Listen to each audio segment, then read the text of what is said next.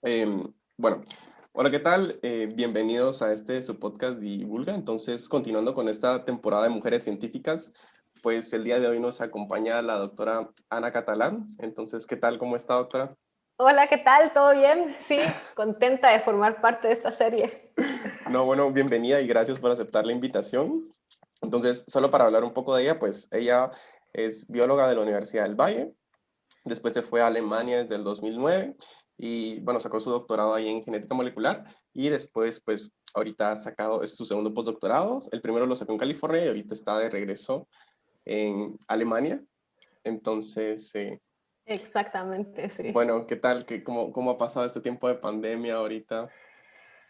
Pues acá está todo, pues, relativamente bien en ciertos términos, aunque acá en la U todo está cerrado, nos mandaron a nuestras casas, tenemos prohibido estar ahorita en la universidad y ahorita estoy en la oficina, pero conseguí un permiso especial solo para poder venir acá porque en la casa no me puedo concentrar.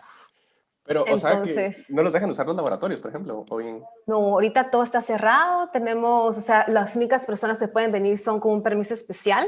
Ujú. Por ejemplo, para mantener las colecciones de drosófila que tenemos, que si no se cambian los viales diariamente, o sea, no diariamente, pero con cierta frecuencia, pues las moscas se mueren. Entonces, eso sí tiene que ser, o sea, tienen que darle un mantenimiento y el resto todo está cerrado. O sea, nos mandaron a trabajar desde la casa, pero es un poco difícil. Es un Ah, poco difícil.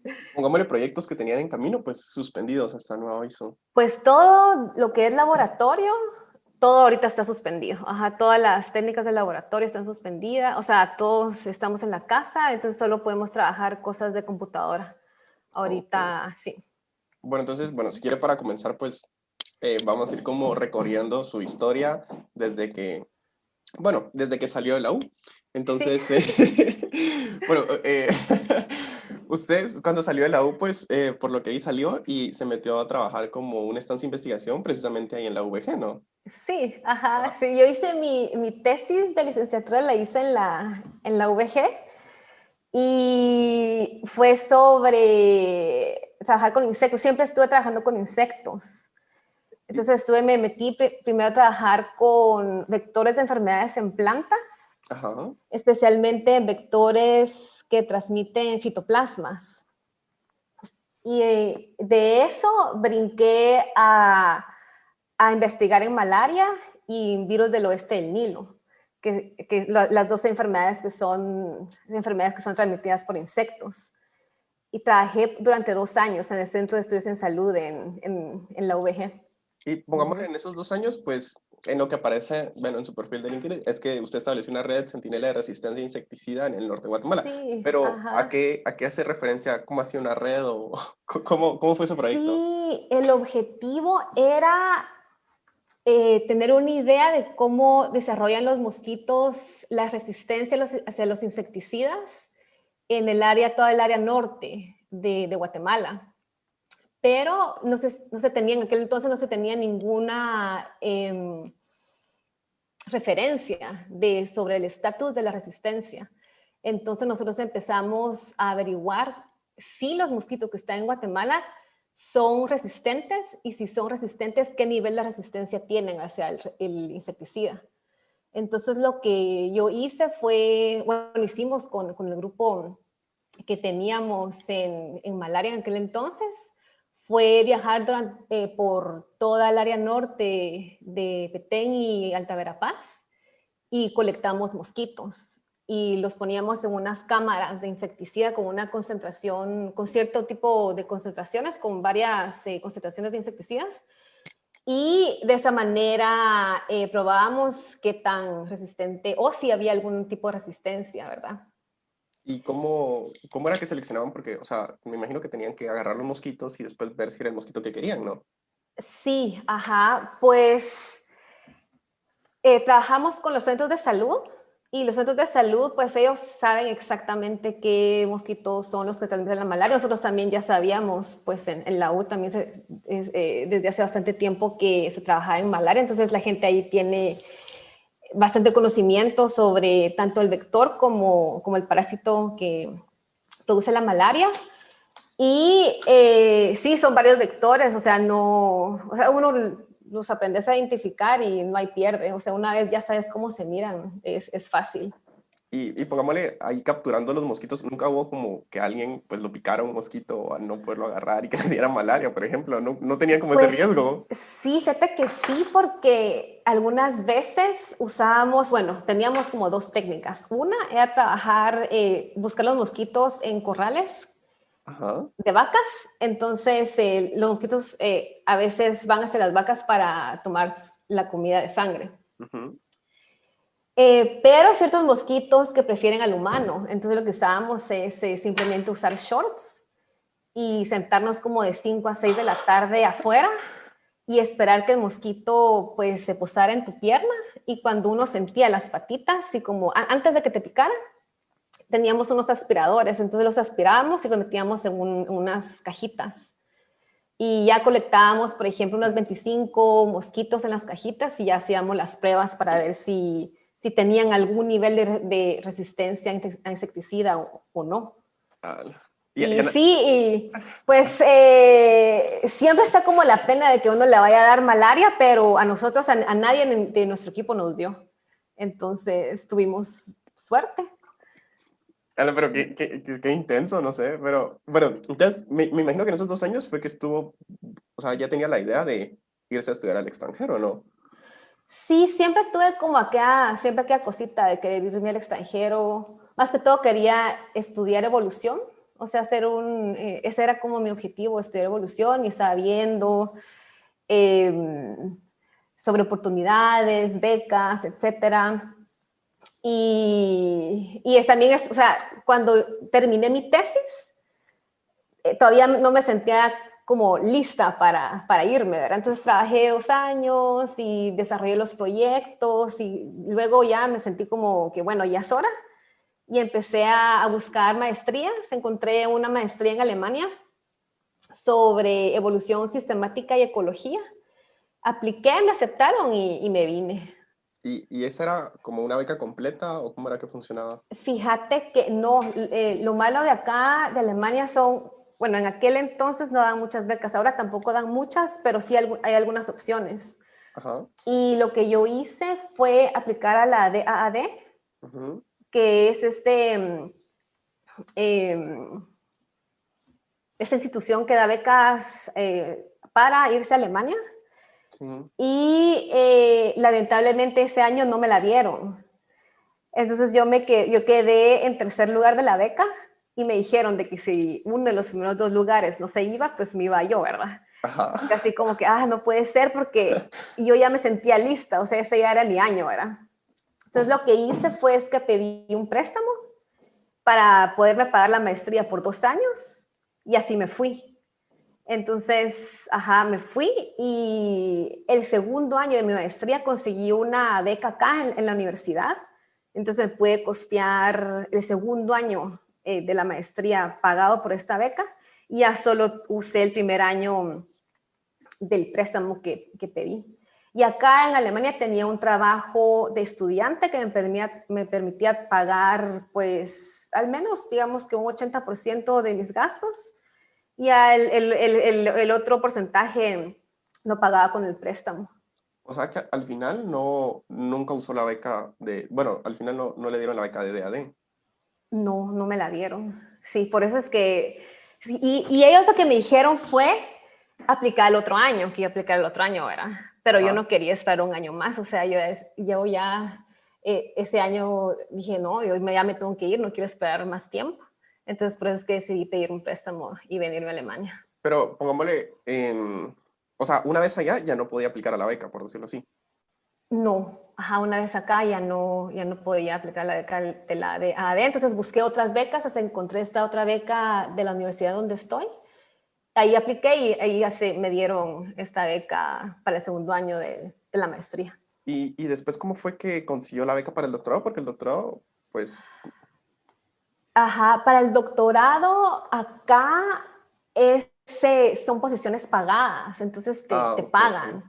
Entonces, en aquel entonces era 50%, te pagaban un sueldo, y el otro 50% tenías que hacer estudiando. Pero generalmente, o sea, el 50% nos alcanzaba todavía para sobrevivir, para pagar tu apartamento y hacer algunas cosas más y ya. Ahora se pagan el 65% para los estudiantes de doctorado. Que en teoría no Entonces ya está está un tan mal, poquito ¿no? más, no, no está tan mal. Y, o sea, sí le alcanza a uno. O sea, claro que no te alcanza como para vivir en un super apartamento, pero te alcanza re bien y, o sea, tú estás trabajando, pero estás trabajando en tu doctorado, en tu proyecto de doctorado. Entonces, pero sí trabajas un 100%.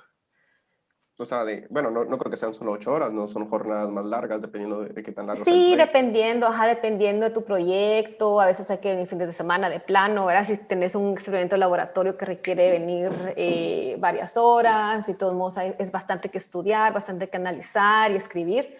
Entonces, realmente en el PhD sí es bien intenso, o sea, sí se trabaja, y no solo es como uno, sino que toda la gente, todos tus compañeros que están haciendo un PhD se trabaja mucho. Y, Vas a la casa, seguís trabajando y todo. Sí. no, pero me imagino que debe ser como bonita esa dinámica, ¿no? Porque al final todos están como metidos en lo mismo y... En el mismo rollo, ajá, Ajá. sí. Sí, no, y sí, la competencia es súper alta también, entonces es como que uno también, como que siente que tenés que hacer las 10, 12 horas al día, ¿verdad? Para lograr todo lo que tenés que lograr. Y por lo Ujú. menos no fue como... porque, bueno, este tema también ya lo hablamos un poco con Claudia, pero no fue como muy intensa la presión de Alemania, porque ella mencionaba que era como muy competitiva la gente ahí y tal vez hasta cierto punto un poco individualista, pero cómo fue su perspectiva de allá? Sí, acá también la gente es bien, bien competitiva, o sea, eso sí es un ambiente súper competitivo. La competencia la he sentido más, no tanto cuando yo estaba haciendo mi PhD, sino que ahorita en el postdoctorado, porque ahorita es cuando ya la gente brinca para una posición de profesorado Ujú, y tener una posición permanente en la universidad es súper difícil. sí. Entonces, aquí ahorita es donde la competencia es bien fuerte, porque somos, por ejemplo, qué sé yo, digamos de 15 postdocs, tal vez solo uno va a tener chance de obtener una plaza en una universidad, una plaza fija. ¿Y usted quisiera una Entonces, plaza fija? sí, eso es como mi sueño, ¿verdad? Tener una plaza fija en cualquier lado del mundo. Sí, sí, claro, eso sería lo mejor. Entonces, digamos, sale una plaza, que tampoco no salen tantas, especialmente en evolución, en biología evolutiva. Ujú. Saldrá una o dos al año en Alemania. De repente, dependiendo de los años, ¿verdad? Porque hay años que son ocho plazas al año. Este año, por ejemplo, tal vez solo fueron como dos o tres, si contamos Inglaterra, Suecia, Francia. Es un poco difícil el sistema en Francia porque ya tiene que saber uno francés. En cambio, al menos acá en Alemania y en Escandinavia, uno puede también usar el inglés, ¿verdad? Sí, entonces, digamos, son dos, tres plazas al año y toda la gente que está en el mismo nivel se aplican. Y generalmente son unas 200 aplicaciones por plaza. Ala. Entonces la competencia sí es bien alta. Y no hay como, bueno, ¿y usted cómo maneja el alemán? ¿Ya es así como full bilingüe o es como en inglés? Al final sigue funcionando en inglés los labs. Acá todo es en inglés, somos un grupo súper internacional. Ujú. Mi profesora es alemán, pero sabemos personas de Colombia, vamos a ver Portugal, Holanda, Trinidad y Tobago, Rusia. Ah, Estoy yo de guatemalteca. Centroamericanos no somos muchos por estos rumbos, muy guatemaltecos todavía menos. Entonces es bien bonito, todo es en inglés. ah, ok. Todas las discusiones, ajá, todo es en inglés.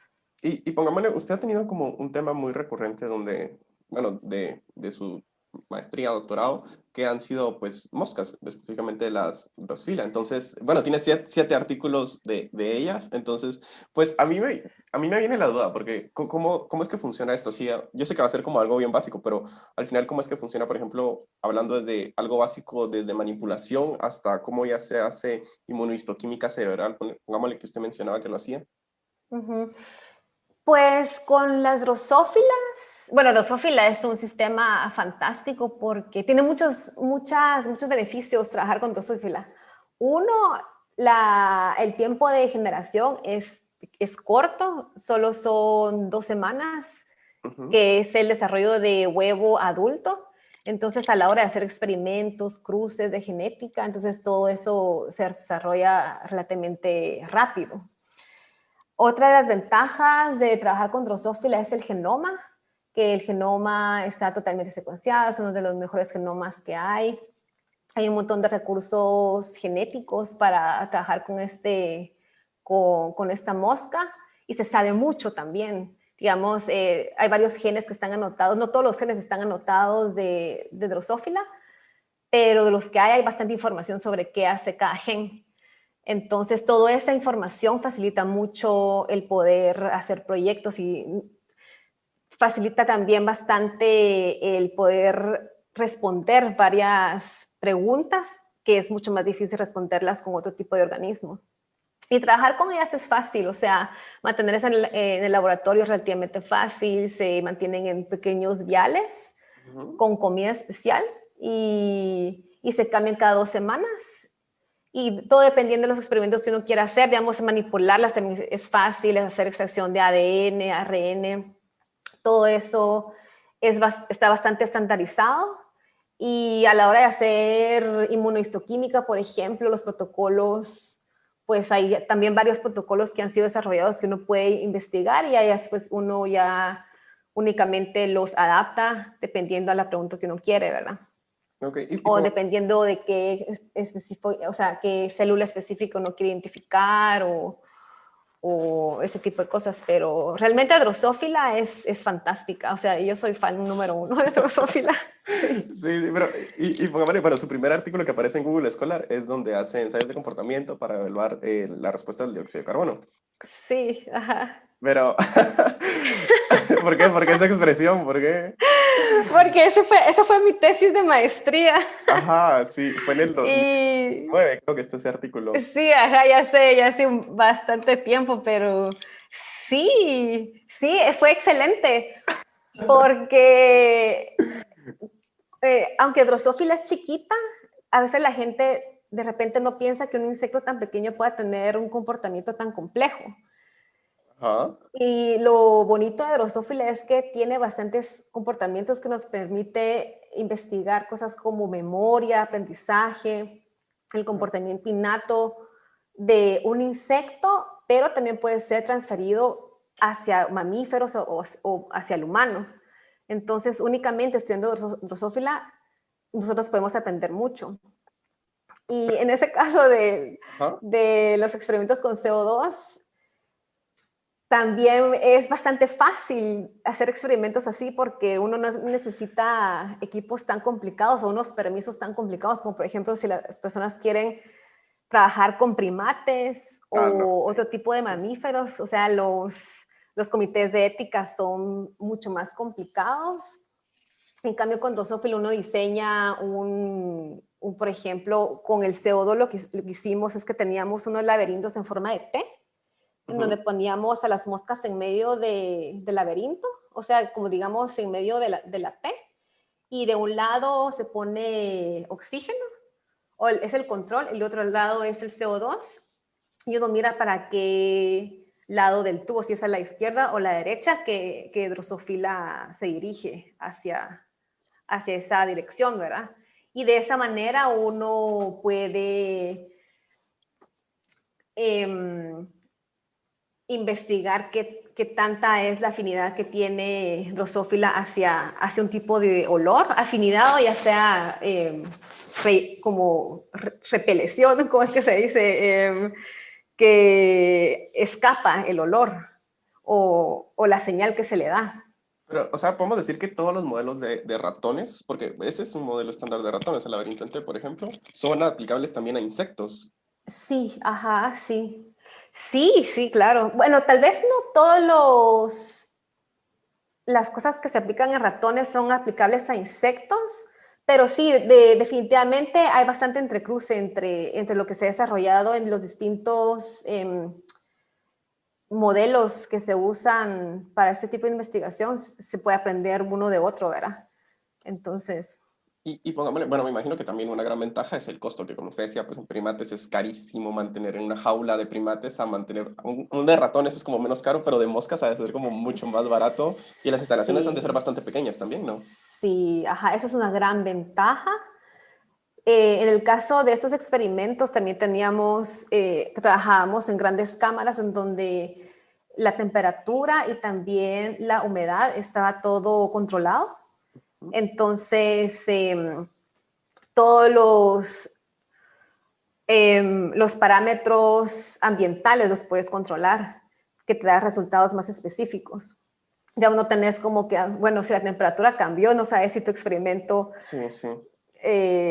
los resultados que estás observando son debido a que los cambios de la temperatura que pasaron durante tu experimento o debido al comportamiento de las moscas. Entonces, todo eso se podía controlar y también que uno puede investigar un número alto de moscas en un periodo corto, que también tiene una gran ventaja porque uno tiene, al hacer la estadística, tenés un poder Sí. estadístico muchísimo más alto.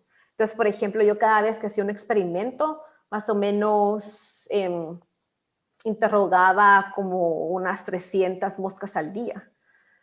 Entonces, digamos, cuando ya se haces bastantes repeticiones, entonces estás más seguro de lo que estás observando es algo real, digamos, que Y, no es algo al azar o que porque la mosca, que sé yo, se acaba de despertar, estaba caminando más hacia el CO2 que al oxígeno. Entonces, eso es lo bonito de Drosophila, que uno puede hacer bastantes réplicas.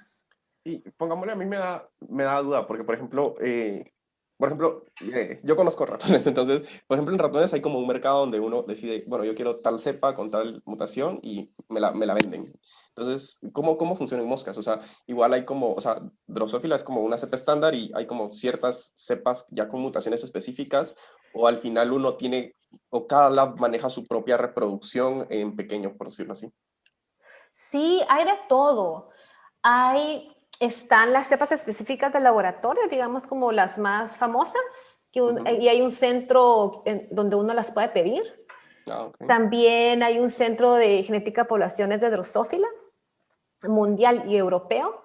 Entonces, digamos, si yo necesito una población de Zambia o una población de Suecia o una de Estados Unidos, puedo pedir a este centro que me manden las cepas. Y también están todas las mutaciones, o sea, todas las moscas que tienen un tipo de mutación específica, o marcadores, o también si uno quiere hacer RNA de interferencia. Entonces, todo esto en Drosophila es fantástico porque casi que solo agarras el teléfono y decís, sí, quiero este tipo de mosca con este tipo de mutación o esa cepa específica para hacer un tipo específico de experimento y te lo mandan. Y no debe ser muy caro, me imagino. Y no, a veces estos no cobran nada por el Ah, compartimiento, ajá, de las moscas. O uno también hace sus propias moscas, por ejemplo. Si tú si crees, estás interesado en investigar una región específica del genoma en donde no haya ninguna mutación o el, em, el ¿cómo se dice? El background genético es específico. O ujú. sea, por ejemplo, a una población natural. Entonces, por ejemplo, nosotros acá hacemos nuestras moscas, eh, hacemos las mutaciones que nosotros creemos o les insertamos partes del genoma que nosotros estamos interesados en ver qué efecto pueda tener en un fenotipo específico. Y sí, o sea, están en las dos opciones, o tú haces tus propias moscas o también las O puedes las pedir dos. dependiendo. Ajá. Y bueno, y pongámosle, a mí me da duda, porque por ejemplo, usted viene y está estudiando su doctorado en Alemania, y entonces, ¿cómo es que, o en qué momento decide seguir haciendo postdoctorados, por ejemplo? O qué la llevó? Porque, por ejemplo, pues se fue a California, que está literalmente algo lejos de Alemania. Entonces, ¿cuándo es que decide seguir estudiando Ujú. postdoctorados, por ejemplo, y no meterse a trabajar en la iniciativa privada? O... Sí. Pues fíjate que después del doctorado, de hecho, mi plan era pasarme a la industria. Ajá. porque fue tan intenso el trabajo del doctorado que estaba así como quemada por completo. Y yo ya no, en ese entonces cuando terminé ya no quería ver ninguna drosófila, pero ni en pintura. Aunque el sistema me encanta y me fascina y las adoro, pero cuando terminé después de esos 3 años y medio, estaba así como súper agotada. Y dije, bueno, voy a probar cómo es la vida en la industria. Y mi esposo se fue a sacar un postdoctorado a California y yo me fui con él. Entonces, en California, bueno, empecé a aplicar para trabajos, o sea, trabajos normales en la industria y trabajé un tiempo para Thermo Fisher Scientific, que es una de las compañías más grandes de biotecnología. Sí, la Y, vi. Pero estuvo un periodo ajá, corto ahí, ¿no? sí, solo fueron 6 meses que estuve ahí. Y ¿Y qué estuve, pasó? ¿Por qué? pues, no me gustó en el sentido que la compañía es tan grande que no tenían muchas cosas que hacer para mí. O sea, había un montón de días que no tenía básicamente nada que hacer. Pero ¿cómo? O sea, Sí, nos tenían, éramos un grupo, nos tenían bueno, sí, estuve, claro, involucrada para varios proyectos y de hecho a mí me contrataron para apoyar en la sección de secuenciación que tenía antes Thermo Fisher Scientific, que era Ion Torrent, y ellos querían que esa plataforma realmente despegara, pero luego vino Illumina y se los comió a todos. Entonces, ellos nunca pudieron empezar realmente con esa línea, entonces me tenían a mí apoyándolos en distintas cosas, haciendo PCR en tiempo real, haciendo PCR digital, que tenían ellos unas plataformas que estaban probando de PCR digital, y así me tenían como de aquí para allá, y bastante del tiempo no tenía muchas actividades para mí. Entonces, yo creo que esa puede ser una desventaja cuando uno empieza en una empresa tan grande que tal vez tienen tantos recursos que contratan a gente y no las usan al 100%. Y uno sale del doctorado y yo estoy acostumbrada a estar cada segundo ocupada haciendo algo, ¿verdad? Y luego dije yo, ay, no, estaba como algo insatisfecha y empecé a buscar postdoctorados y encontré uno para trabajar con heliconios, con las mariposas heliconios. sí, lo vi. Apliqué y me aceptaron, o sea, me dieron el puesto y dije feliz, ¿verdad? Entonces me fui a Irvine y ahí estuve casi 2 años. Y bueno, pero y pongámosle que no extraña como esa comida, porque me imagino que ya trabajar como en industria privada pues era como un mejor sueldo que ser como estudiante de postdoctorado, obviamente. Pero no tenía como más oportunidades de migrar a otras industrias o simplemente fue así como quería usted tener como su propio proyecto y usted hacer como su proyecto, que es lo que hace uno en el postdoctorado, ¿no? Sí, eso al menos, sí, en la industria lo que pasa es que uno no tiene la libertad que uno tiene en la academia. Ajá.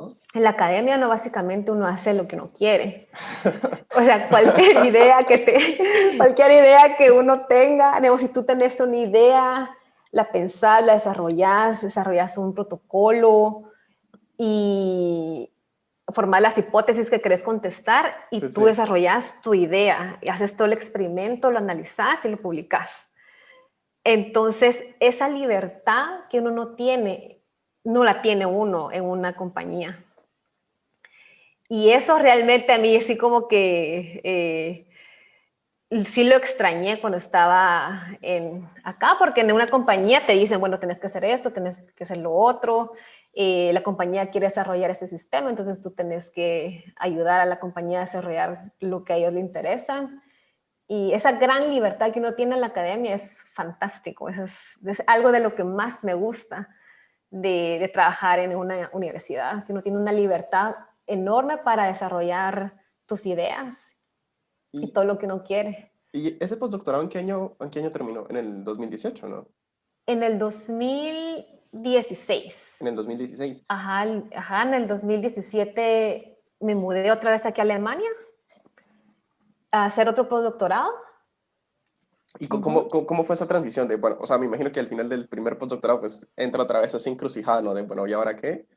O, Sí, pues mira, sí es como, es un poco, la gente que estamos haciendo postdoctorados, ¿verdad? Es que un postdoctorado se termina y luego tenés que empezar a aplicar. O sea, antes de que se termine el postdoctorado que estás haciendo, Ajá. tenés que aplicar para el siguiente para tener un trabajo, ¿verdad?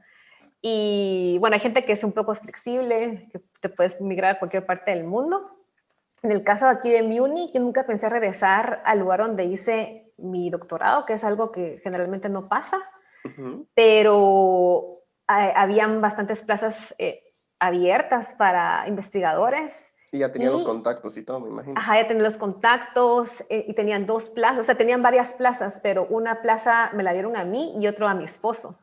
Ah, sí, Y eso claro. es súper raro que una pareja, o sea, esté en el mismo país, en la misma universidad, hasta en el mismo departamento, eso es como imposible. Y usted conoció a su esposo ahí en Alemania, ¿no? Lo conocí en una conferencia en Francia, y él estaba haciendo su doctorado en Suecia, Ajá. y yo estaba acá en Alemania, Eran como y así, vecinos. como, sí, como medio vecinos, ¿verdad? Y así fue. Y él también hace un poquito de evolución, pero es diferente. Sí hay como sobrelapes, entonces podemos estar en el mismo departamento. Pero aún así, después de, bueno, ahorita en este doctorado, en este postdoctorado, pues sigue trabajando todavía con mariposas, ¿no? Porque, ajá, por ejemplo, ahorita vi su artículo que, bueno, y lo puso en Twitter en el 2018 de, voy a leer el título porque es algo complejo. Dice, Sí. la deriva y la selección direccional son las fuerzas evolutivas que impulsan la divergencia y expresión genética en tejido ocular y cerebral de las mariposas.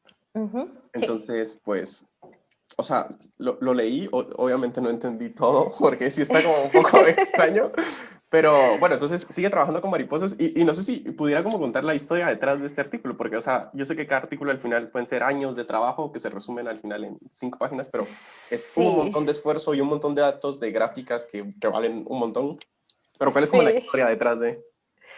Pues detrás, bueno, em, ahorita tengo varios proyectos y con mariposas todavía tengo un proyecto que todavía no he terminado, que es de hecho un artículo que le sigue, ese artículo que mencionaste sobre la deriva genética en expresión génica, Ajá, pero realmente tengo ahorita varios proyectos. Uno es con mariposas, otro es con luciérnagas. Estoy empezando un proyecto con luciérnagas para sí, también tiene un trabajar artículo de otra eso. vez, ajá, en Guatemala.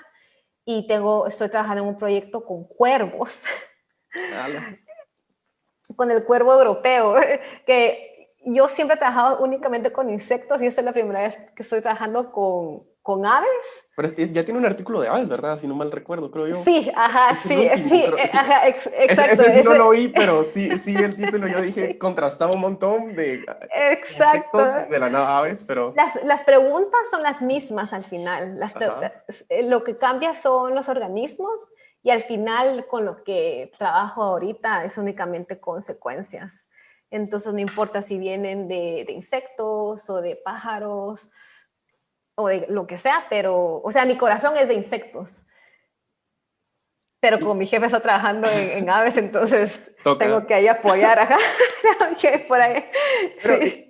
y póngame si quiere, analicemos esos dos artículos de luciérnagas y de mariposas. O sea, ¿cuál era el fin de estudiar como esta diversidad de expresión genética en el tejido ocular de la mariposa? Sí, ajá, pues mira, todo eso empezó con mi tesis de doctorado, porque mi tesis de doctorado yo la enfoqué en estudiar cómo las especies se adaptan a nuevos climas y a nuevas condiciones y entender ese proceso de adaptación. Entonces, el modelo con el que yo estaba trabajando después con Drosophila melanogaster, y Ujú. la historia demográfica de Drosophila melanogaster es muy parecida a la del humano. Su centro de origen es en África y luego de que surgió en África empezó a migrar hacia África del Norte, luego se fue eh, por Egipto y toda esa área, sí, toda esa área. Luego cierta parte se fue para Europa y otra población se fue para Asia. Y el humano tiene la misma historia.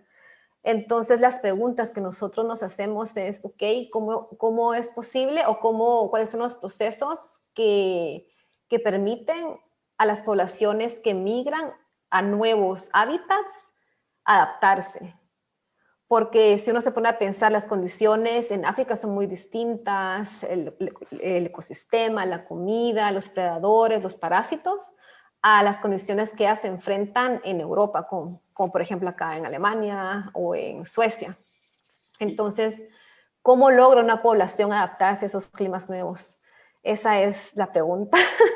Pero, ¿y cómo es este? Yo sé que es una explicación súper larga, pero así, porque lo mismo es lo que hicieron con las luciérnagas. Ustedes estaban viendo cómo migraban las luciérnagas y que migraron de acá de América Central, si no recuerdo mal, hacia Estados Unidos y Estados Unidos cómo se diversificaron, pero ¿cómo es que se hace esto? ¿Cómo uno puede saber de quién es primero de quién o de dónde vienen, por este caso, las luciérnagas o las moscas? Ajá, sí. Pues lo que uno hace es colectar varias poblaciones. Ujú. Y entonces, digamos, colectas una población, en el caso de Drosophila, de Zambia o de, bueno, de varios lugares en África. Zimbabue es el otro lugar. Y generalmente la hipótesis original viene de personas que estuvieron haciendo morfología. Entonces, tenían varias poblaciones de Drosophila del mundo y por análisis morfológicos, las primeras hipótesis fueron de que el centro de origen fue África. Luego nosotros lo que hacemos es colectar esas poblaciones y por cada población, o sea, para investigarlo desde el punto de vista genético, secuenciamos de 10 a 20 individuos de la población y investigamos la diversidad genética que tienen estas poblaciones. Y también necesitamos muestreos de varios lugares, en el caso de Drosophila, de varios lugares en África y en Europa. Y dependiendo de la diversidad genética que uno encuentra, es una de las primeras señales que uno tiene para investigar si la población que estás viendo es derivada o es ancestral, y ahí empieza todo el análisis. Y bueno, solo para ver si, o sea, es como uno mapea un montón de poblaciones y básicamente es como ir poniendo secuencia sobre secuencia para ver qué es igual y qué va variando. Y mientras más variaciones hay, pues es una descendencia, ¿no? Sí, ajá, tenemos, sí, como tenemos las secuencias completas de cada individuo, podemos ver los polimorfismos que se encuentran en las poblaciones. Y de esa manera uno empieza a buscar patrones en todo el genoma.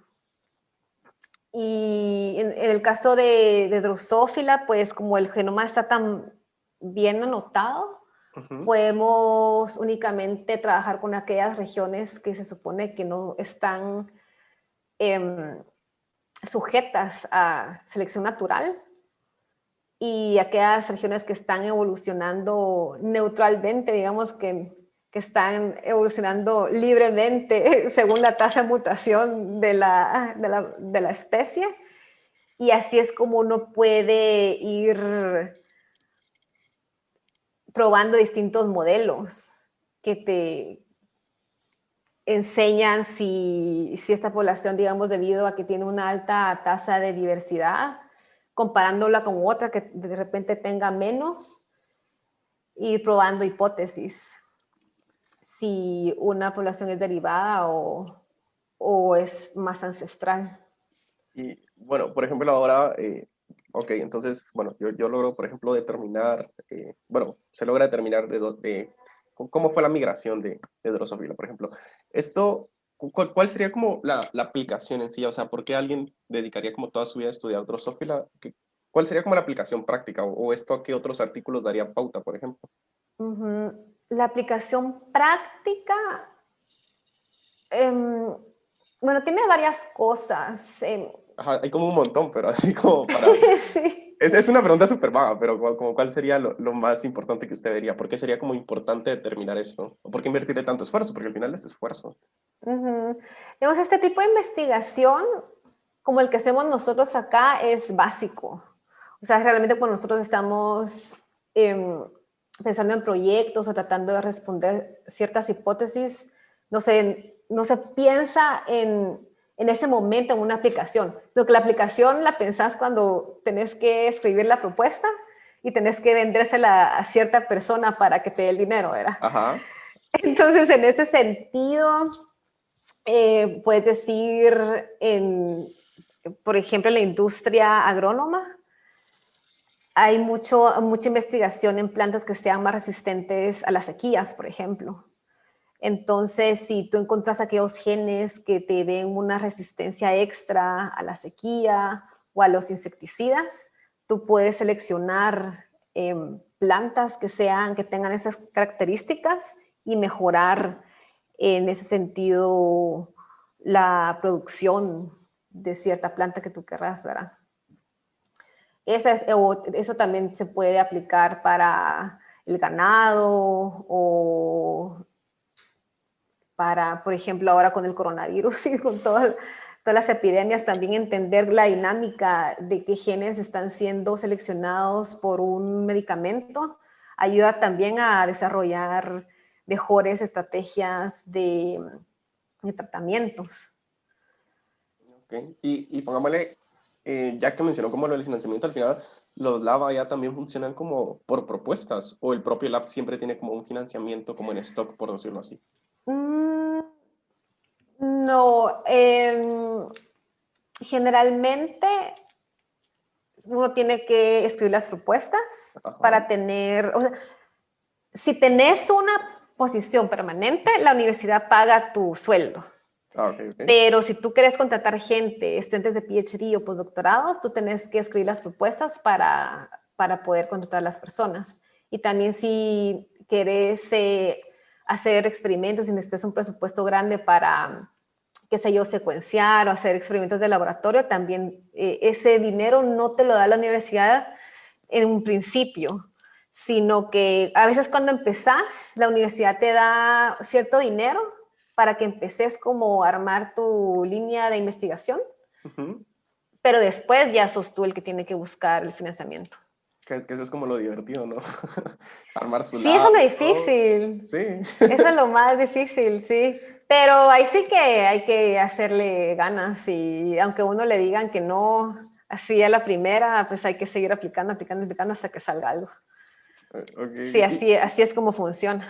Y si quiere como cerrando este tema de los artículos, pongámosle este artículo de luciérnagas, o sea, las poblaciones, ¿cómo fue? ¿Ustedes fueron a recolectar o les pidieron como a labs de ahí que les mandaran como muestras para ustedes secuenciar?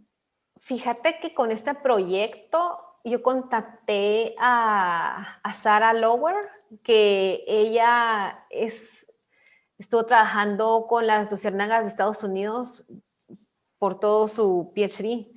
Ujú. Entonces yo la contacté y ella ya tenía colectadas como 56 poblaciones en toda la parte Ah, este de Estados Unidos. Entonces mi idea con este proyecto es colectar poblaciones en Guatemala y en México. Y una de las hipótesis es que el origen de esta especie o es en Centroamérica o es en Sudamérica. Entonces, esa es la idea, es el otro año colectar una población en Guatemala o por lo menos dos poblaciones en Guatemala para ver si es cierto, si esta especie de luciérnaga tiene su origen en Guatemala o de repente en Sudamérica. Pero todas las colectas que se hicieron para ese artículo las hizo mi colaboradora, Sarah Lower, sí. y por medio de las colectas de acá, sí vendría usted aquí a Guate, a México, a recolectar usted presencialmente. Pues en México tengo un contacto también, un entomólogo, Ajá. y él estaría haciendo las colectas en México. El problema con las luciérnagas, bueno, no es el problema, sino que es que casi todas salen al mismo tiempo, eh, que ¿Cómo es así? más o ¿Cómo así? menos de marzo a agosto. Ajá. Entonces, casi que sí, entonces digamos que tendría que colectar, es difícil colectar durante ese tiempo en varios países. Ah, ya, por toda la logística y planación y todo eso se Sí, refiere. o incluso en Estados Unidos es aún más corto el periodo de colecta, que es de junio a julio. Ah, la En que poquito. Guatemala, ajá, es poquito por los inviernos, entonces como tienen inviernos tan largos con nieve y todo, entonces las luciérnagas solo tienen un periodo bien chiquito para reproducirse. En el caso de Guatemala es diferente, porque lo que sé de esta especie, que es Photinus spiralis, salen de marzo hasta noviembre. Se han visto algunas poblaciones. ¿Y aquí en qué departamento, en qué departamento es que iría a colectar? Porque aquí en la ciudad no es que hayan Pues muchas, que digamos. sí, fíjate que en San José Pinula se ha Ah, reportado la especie, en Misco también. bueno, sí está cerca de la ciudad. Ajá, sí está cerca, solo hay que buscar esos como parchecitos de bosque y realmente verificar de que es esta especie Photinus spiralis, porque en Guatemala lo complicado es que hay tantas especies y hay un montón de especies crípticas. Entonces, hay que realmente hacer un análisis taxonómico para estar 100% segura de que es la especie que estamos buscando. Y, Y en y el caso de Estados ajá. Unidos, también hay bastantes especies, pero no son tantas y es un poco más fácil identificar la especie que uno quiere. Acá en Europa es todavía más fácil porque, digamos, solo son dos especies. Entonces, bueno, acá en Alemania solo son dos especies que producen luz, entonces es como re fácil, ¿va? Sí, sí. Y bueno, al sur sí, mientras más al sur va, la diversidad va aumentando, pero es mucho más fácil. ¿Y por qué luciérnagas? O sea, aves por su profe y moscas Sí. porque a usted le encantan, pero ¿por qué luciérnagas? De tanto insecto que hay, por ejemplo. Fíjate que yo siempre trabajé en entomología Ajá. y mi asesor de tesis en aquel entonces siempre estuvo involucrado con luciérnagas. Yo nunca trabajé con luciérnagas, pero siempre estuve escuchando que sí, que luciérnagas acá, que luciérnagas allá. Entonces, ahora que estuve en Estados Unidos, en Irvine, me agarró la cosa de querer hacer un proyecto con Guatemala para involucrar a personas, hacer una colaboración con Guatemala y tratar como de, quiera que no, regresar a hacer algo en Guatemala. No solo haciendo drosófila, que bueno, drosófila se puede hacer en cualquier lado, aunque también se podría hacer drosófila en Guatemala, colectar poblaciones de drosófilas melanogaster guatemaltecas y de repente tienen adaptaciones especiales a vivir en el trópico, que no se miran las adaptaciones que las que tienen acá en Europa o las de África. Y entonces, por eso, bueno, en el caso de las luciérnagas, por eso fue que nació como este proyecto en mi gana de hacer un proyecto con colaboración en Guatemala. Y pongámosle esta vinculación, la haría con un lab de acá, me imagino. Entonces, ¿cómo la haría? La haría, con, por ejemplo, con ENAP o con la UVG. Pues tengo algunos contactos en la UVG. Ajá. Y estoy viendo, también conozco una persona en Nausac, entonces estoy viendo cómo coordinar todo eso. Oh, Sí, que realmente me toca ir el otro año, espero que sí. pueda ir con todo esto de corona. A ver si hay vacuna Y acá, a ver. sí, pero sí, con una de las dos universidades. Pero va a ser un año emocionante entonces. Sí, sí, espero encontrar, uno, poder ir bien y dos, encontrar la especie, o sea, identificar realmente. Y si nosotros tenemos Photinus spiralis en Guatemala, va a ser una pregunta súper interesante, cómo una especie de luciérnaga pudo colonizar tantos tipos de ecosistemas distintos. Y porque la especie se encuentra, o sea, hay reportes en Panamá, incluso hasta en Brasil, hasta en Toronto. Entonces, Ah, la pregunta es, ¿cómo una especie de insecto tiene la capacidad de colonizar ecosistemas tan diferentes como en el trópico, en Toronto, con unos inviernos súper fuertes, pasar por México, que hay varios desiertos, y aprender qué es lo que le hace a esta especie tener esa distribución tan grande en comparación a otras especies que algunas son endémicas o solo pueden vivir en ecosistemas específicos. no, y se escucha Ese muy es, bien porque es como esos papers que dan lugar a muchos más y este sería como el primer paper, ¿no? De luciérnagas, así grande, de cómo sería la diversidad, ¿no? Tal vez sería el primero. Porque si fuera así, Sí, sería como, o o sea, sea, sí, sería. sería Sí, muy, no sé, es como esos sí, papers clásicos que siempre al final uno puede buscar cualquiera, pero todos diverjan en uno central. Se escucha muy sí. interesante. Ah, ojalá sí, espero que se pueda hacer, espero que todo se pueda hacer, que se puedan colectar las cosas y si sí, sería un proyecto para años. Ajá. Claro, esperando que yo también tenga financiamiento en el futuro y que todo vaya bien. Es un proyecto en el que puedo trabajar el resto de mi vida. Sí, y de hecho ahí viene como si quiere como para ir cerrando, ¿qué es lo que viene para usted? O sea, ¿qué quiere hacer ahora? O sea, tiene dos postdoctorados, está en Alemania, tiene como un mundo de posibilidades y una de ellas pues es obviamente quedarse como trabajando en una plaza de profesora, pero ¿qué, qué cree usted que va a pasar? ¿O qué le gustaría que pasara, mejor dicho? Uf, ¿qué me gustaría que pasara? Mira, me gustaría que pasara, sí, tener una plaza permanente en la universidad. Ujú. Eso sería lo ideal. Em, y tener mucho financiamiento. Así, mira, al menos ahorita nos acaban de aprobar la primera propuesta que me aprobaron para trabajar 3 años con luciérnagas. Qué cool. Entonces, ajá, eso es como fantástico porque con esta propuesta que estaba luchando como los últimos 4 años de mi vida y hasta ahorita nos dieron suficientes fondos para realmente poder empezar este proyecto de las luciérnagas. Ok, ok. Entonces, si todo esto sale bien, creo que idealmente sí, o sea, yo tendría, digamos que un CV suficientemente competitivo como para aplicar a una posición permanente y tener el chance de que te la den, porque como te digo, como la competencia es tan alta, entonces es difícil. Y, ¿Y a usted le gustaría entonces, ya teniendo la plaza, como ir metiendo, obviamente, proyectos para ir teniendo estudiantes de postdoctorado o doctorados y que se fuera creciendo el proyecto, por ejemplo? Sí, eso sería lo ideal, o sea, trabajar en ese proyecto de lleno el resto de años, así lo más largo que se pueda. Ajá, sí. No, pues una. Ajá. Y definitivamente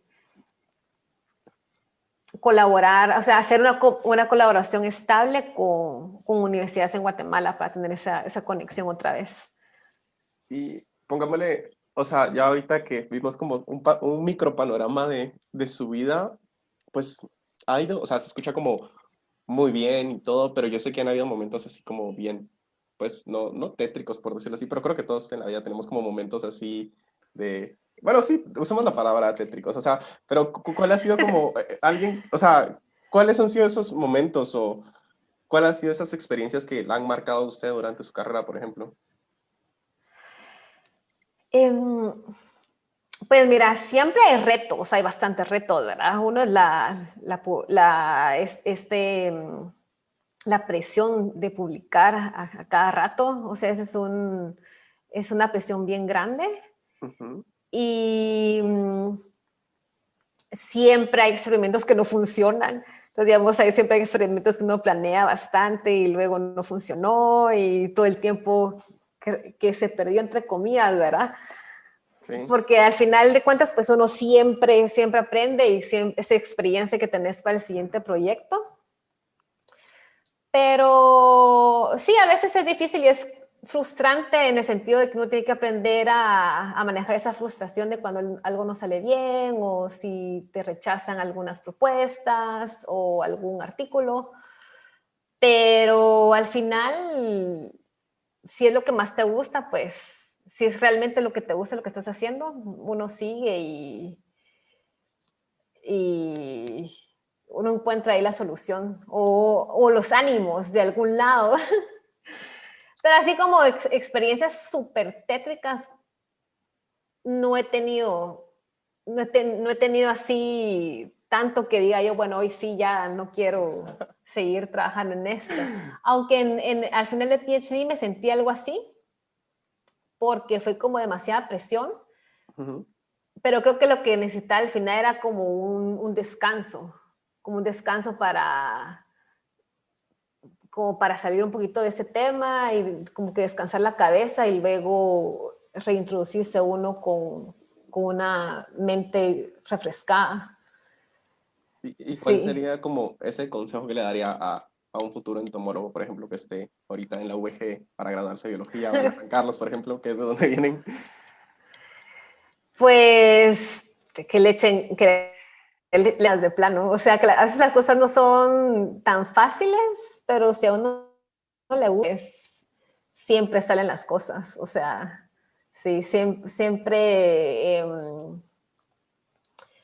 ser perseverante definitivamente y realmente si es tu pasión lo que te gusta, uno siempre va a encontrar un camino para hacer las cosas o un modo, lo que sea, pero siempre se encuentra De que sale, sale, dice. de que sale, sale, cabal. Ajá, sí.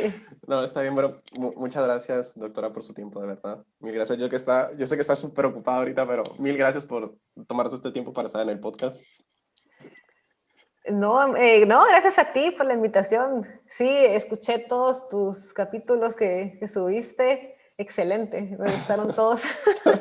Ah, bueno, muchas gracias. Y bueno, gracias a los que nos están escuchando y bueno, nos vemos la próxima semana. Un abrazo.